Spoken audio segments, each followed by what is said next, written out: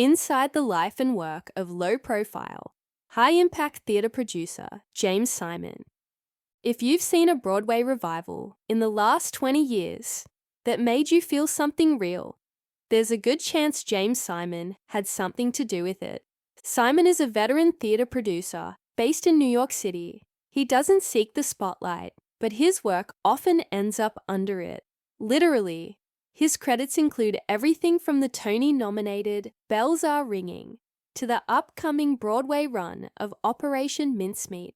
But before the red carpets and stage lights, Simon was a kid in Westchester, New York, with a pair of drumsticks and a passion for school plays.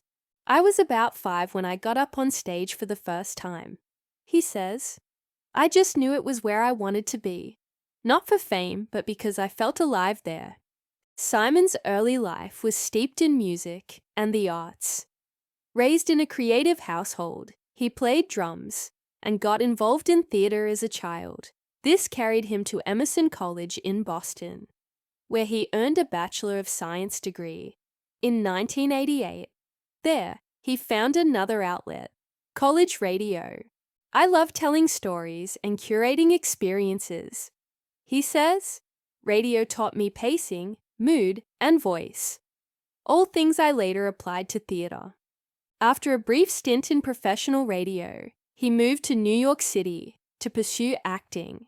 He appeared in off-Broadway shows, indie films, and even landed a cameo on Saturday Night Live. But something shifted. I realized I was more interested in the whole process than just performing. He says, I wanted to help build the story from the ground up.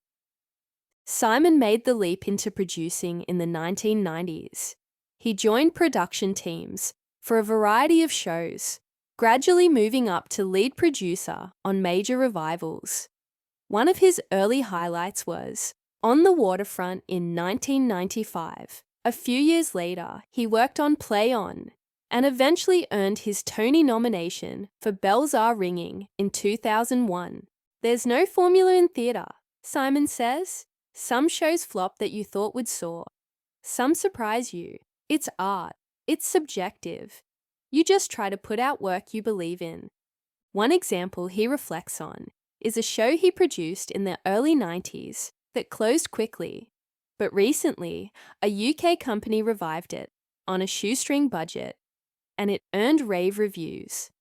It wasn't a financial win for me back then, he says, but seeing it thrive years later, I felt vindicated, like I had seen something real, even if the timing was off. Recent projects and the road to Operation Mincemeat. Over the last decade, Simon has co-produced several high-profile projects. In 2022, he was part of the team behind the Broadway revival of Death of a Salesman. Most recently, he helped bring Operation Mincemeat, a darkly comedic W2 musical, to New York from its successful UK run. The show opened on Broadway in March 2025. It's not your typical Broadway musical, he says.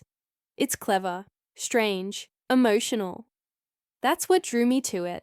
I like material that challenges people. Film work and side ventures.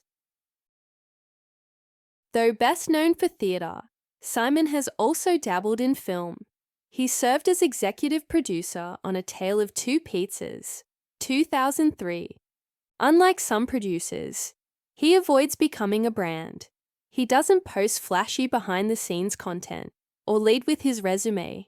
Instead, he spends his time attending festivals, reading scripts, and supporting new talent. This business is built on community. He says, you can't do it alone, and if you're lucky, you find people who challenge you and keep you honest. Simon is a board member of Untitled Theatre Company 61 and a contributing member of Theatre Resources Unlimited, a non-profit that supports emerging producers and artists. Mentorship and collaboration are priorities for him. When I was just starting out, there was this one guy, Randall, he recalls. He brought me into the room, taught me to take risks. Some of those shows didn't make money, but a few became hits. That's how theatre evolves. You have to shake things up. Like many in creative fields, Simon has faced burnout and doubt. It sounds cliché, but that's what friends are for. He says, "There were times I questioned everything, but someone always reminded me why I started." His downtime includes skiing, concerts, and traveling. These things help him reset and sometimes inspire new projects. I'm always amazed by the creativity I see at arts festivals, especially in places like Edinburgh. He says, "It keeps me curious."